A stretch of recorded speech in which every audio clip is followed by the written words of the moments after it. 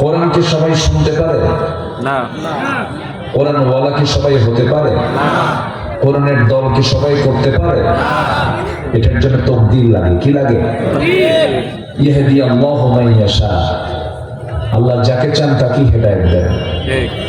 হেদায়েত কি কোন ব্যক্তির হাতে? কিছু কিছু কবিদের যে কথা, যেমনে নাচাও তেমনে নাচি, পুতুলের কি দোষ?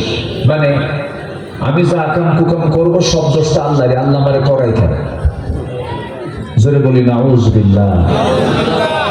এরকম নাস্তিক চেতনা লালনকারী কিছু বদমাইশ আমার দেশে আছে না নাই বলেন তো? আচ্ছা, আল্লাহ তাআলা প্রত্যেক বান্দার ভিতরে ভালো মন্দ ন্যায় অন্যায়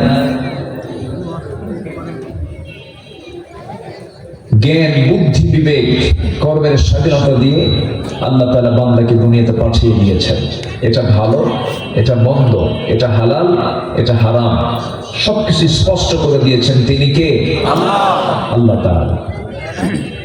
এবং আল্লাহ তাআলা বান্দার সামনে কোরআনটাকে সুস্পষ্ট করে দিয়েছেন এবং বান্দাকে জানায় দিচ্ছেন, ফাআইনা তাযহাবুন ইন হুয়া ইল্লা যিকরুল লিল আলামিন।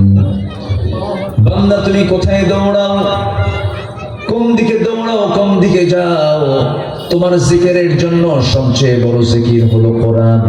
কোরআনটাকে সুন্দর করে তুমি ফলো করো, কোরআনটাকে মেনে চলো।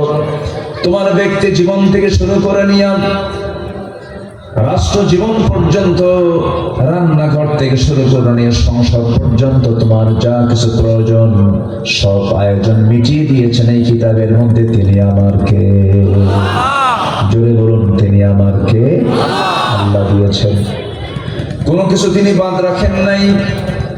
যেই দিন এই পৃথিবীতে প্রথম মানুষ দুজনকে পাঠায় দিয়েছে, সেই দিন থেকে কোনো মানুষকে আল্লাহ রাব্বুল আলামিন কিতাব ছাড়া পাঠান নাই। আদম আলাইহিস সালাতু ওয়াস সালাম থেকে শুরু করে নিয়ে আমার নবী পর্যন্ত সমস্ত নবীরা ছিলেন, রাসূলরা ছিলেন কিতাব ছাড়া না কিতাবওয়ালা। বলেন, কিতাব ছাড়া না কিতাবওয়ালা? সব নবী রাসূল ছিলেন কিতাবওয়ালা। সব নবীদের দাওয়াত কিন্তু একই ছিল, সব নবীদের দিন কিন্তু একটাই ছিল, সব নবীদের কালিমা একটাই ছিল।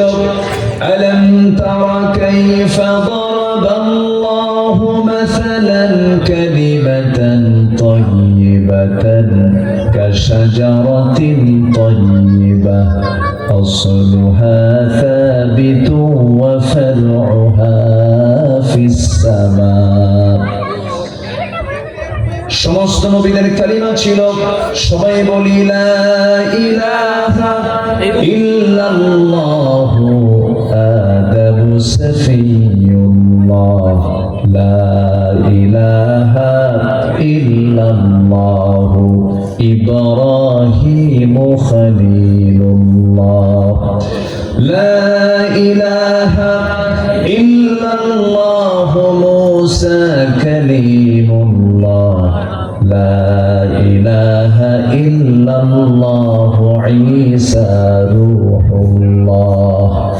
জবান খুলে সবাই বলুন, লা ইলাহা ইল্লাল্লাহু মুহাম্মাদুর রাসূলুল্লাহ সাল্লাল্লাহু আলাইহি ওয়াসাল্লাম। সব নবীর দিন একটাই ছিল। যেদিন আমরা পেয়েছি ইসলাম, সেই ইসলামটা আদম আলাইহিস সময় সেই ইসলামই ছিল। সব নবীদের দিন একটাই ছিল।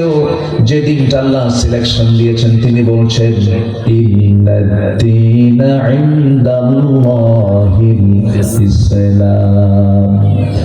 আল্লাহর কাছে মনোনীত দিন একটাই, তার নাম হলো ইসলাম। ইসলামকে ছেড়ে অন্য কোনো দিনকে গ্রহণ করা যাবে না। অন্য কোনো ইজমকে গ্রহণ করা যাবে না, অন্য কোনো তন্ত্রমন্ত্রকে গ্রহণ করা যাবে না।